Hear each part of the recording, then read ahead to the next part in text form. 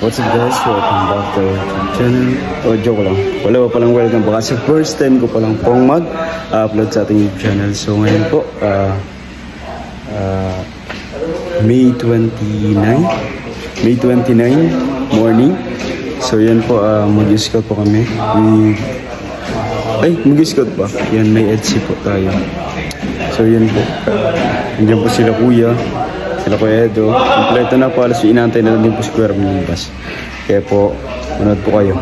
Sige po. See you.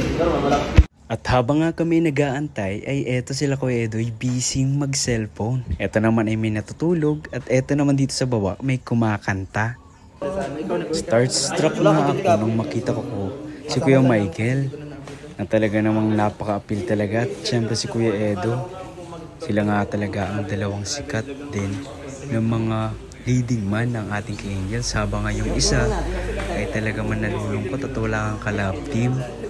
So sad naman talaga. At yan nga ay nasa kalagitnaan sila ng interview with Star Rocks. Grabe si kuya nga ay talagang grabing magharang. Oo, kaya ako'y umakyat na lang. Oo, para panoorin nga yung mga nag-i-interview. At napakagaling nga talaga nila na mag-interview. At grabe nga dito ang ginagawa namin habang hindi pa lumalabas si Kuya Rab. At hello mga kalingap, andito na nga kami ngayon sa sasakyan kung saan nga ay nagtatravel na kami para puntahan ang leading man ni Kuya Edo. At ngayon nga kompleto ngayon ang K-Boys at may nawawala pa at ako ngayon napasama ay talagang natutuwa nga. Kasi nga may katabi nga akong pogi. At ayun na nga, andyan na din ang direktor, kompleto na nga ang staff ng Kalingap. At yan na, pinasok na nga po si Viancy ng ating leading man kasama ang kanyang poging kasama na si Arjun. At yan na, lumabas na ang ating beautiful bisitasyon. Charot. Yan na nga po ay kami po ay magliligo outing with K-Angel, Viancy, and K-Boys. Yan, grabe nga. Magbablog na ako. Napakabay talaga ni Viancy. At nag-appear pa talaga.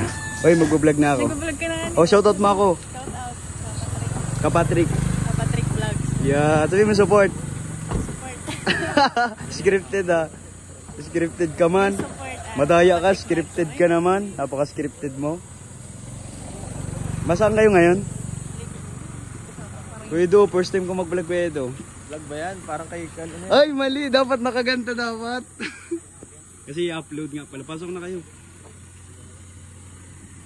Talog ka. At habang nga kami papunta na sa resort, ay grabe ang kulitan nilang dalawa. Nakakainggit nga talaga. Pag may karelasyon at may nag-aalaga na sa'yo, oho, nakakainggit na ho. Opo, Edsy. Opo. Salamat po. At pag sabi ko nga dito sa katabi ko magugulat siya, ay nagulat nga talaga. Late na masyado. At ayun na nga ay nakarating na kami ay talaga namang hindi pa rin naghihiwalay talaga ang mag-love team na yan. Kaya ako talaga ay tumutok na lang sa aking sarili, naghawak ng camera kunwari at nag-video. Yan, sobrang saya ko nga at napasama na naman ako ulit. Kasama ko nga ang baliw-baliwing kong kaibigan. Yan nga ay nag-set na nga kami ng camera at ako'y talagang nagandaan sa vlog. Yan, nagkita nga kami ni Kuya Paul. First time ko kuya dito kuya. Interview daw. Ganda mo din. Ako, ano dito? Ay, mali po lang. Ayan. At yun nga si Arjun. Naman gusto din ako laging kausap. Sobrang sayang kausap si Arjun, guys. Pupogi ka ba ka? Ayan ulit. Set up. Ayan, habang nag-enjoy yung dalawa. Yung mag-hobby. Ka na magpahinga? Ayan, naghihingutuhan na po after mag-shoot.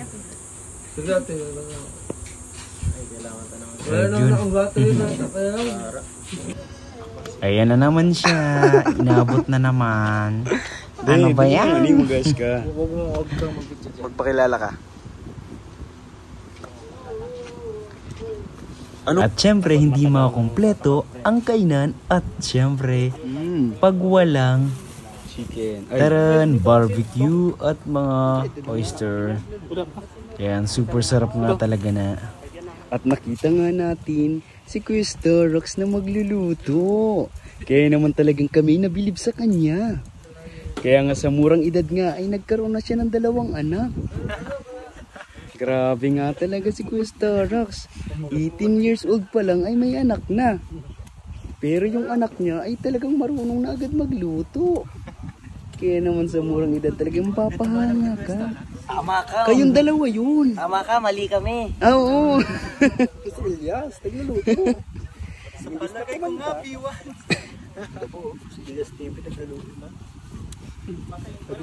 Tulutuan lang kami.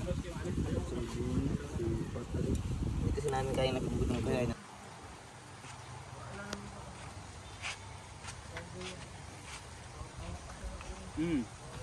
But you're here, Edwin. Yes, You're here. You're here. Welcome to my resort. Anong ginawa mo dito? I am the owner of this resort. Really? And actually, dapat ako magtanong sa iyo yan. Sa inyo yan. Why are you here in my resort at this moment? Huh? Hmm? Hmm? Hmm? Yeah. I'm here because I want to ano ba? enjoy Ay. and relax. Ginong diet. Doon ako okay. Bakit kailangan ba pugi lang? Ginoong higop.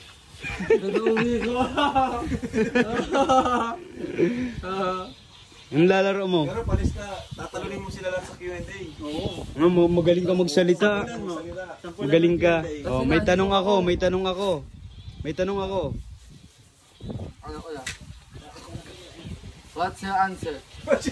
Ako nga magtatanong, baliktad ka naman. Pag nanalo ka, pag naging ginoong If you're given a chance. daet ka, ano yung may tutulong mo sa bayan ng daet? Yan. Ang gagawin mo? Proyekto. Hindi daw po siya nakakaintindi ng Tagalog kaya interpreter. Ako na. If you're given a chance to be a Mr. Diet 2025, what would you do and why? What should I do? Yeah. What should I do? Yeah. What should I do? Yun. Hindi na nakapagsalita. What should I do? Oo. I do. If you're given a chance to be a Mr. Diet 2025, what would you do and why? Spanish pala to. I will ligaw. I will help people and I will sacrifice my life. Wow! Ano ka? Jose Rizal? Jose Rizal ka ba? Pambayani ka man pala, hindi ka man pampagent. Pag sumali ako sa Ginoong Daet, lahat ng babae, lulod sa akin. Yo! Oo, yeah. Bakit lulod? Kasi, panalo ako. Panalo ka, king ka na, no? Oo. Ayan ko, oo. Hindi ko man ito sasama. King vlogger na. Malis ka dyan, may kinakuyan ako. Alis dyan. Grace, saan ka galing, Grace? Sa mall. Pasakay, peram ng kotse mo. Grace, peram ng kotse mo. Ano na yan? Nakasakay ka na dun? Hmm? Nakasakay ka na? Okay man daw ang amoy? Okay ba ang amoy? Di na talaga namamansin pag may kotse na. Porket may kotse na, di na talaga namamansin. May, inaanak ko kami. Tapos sabi pa naman, umalis ka dyan. Dati hindi man yung ganun. Dati nahipen sa akin. May bago na siyang kaibigan, di na siya namamansin. Okay lang. Uy mo. Ay. Ano pakiramdam? Masarap? Saan? Ang alin? Ano? Magbiyahe? Masakit ang itin ko. May brace ka na. Ay, bago na naman yan. Bagong adjust. Ay, pinalitan ng kulay? Hindi. Dati na nga pinapanin ko. Malahiri ay. At matapos nga mag-shoot ay inihanda na namin ang pagkain para sabay-sabay na kami kumain.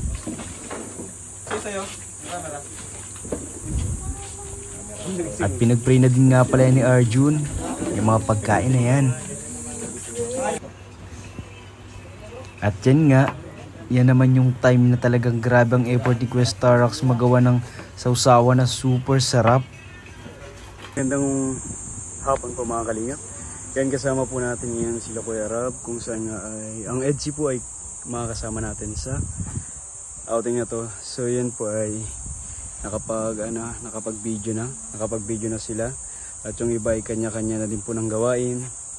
May luluto, may puro kalokohan lang po ngayon. Puro halos nagsasaya lang din kami. So kung ay wala akong kasama at ako'y nahihiya pa lamang at ito'y first time ko lamang magbablog. Yun, pa-comment na lang po kung okay lang ba ang vlog ko. Kasi parang ako din ay di confident sa pag-vlog ko. So first time ko naman po to. I know naman na parang may enhance pa to. So bago po tayo magtapos, yan. Huwag niyo pong kalimutan mag-like, share, comment, and subscribe po sa ating YouTube channel po. Sa ating munti pong channel po. Sana po ay mag-grow pa. Samahan niyo po ako sa journey ko as a vlogger po. Para po sa pang tuition ko din. Yan. Salamat po. God bless you po.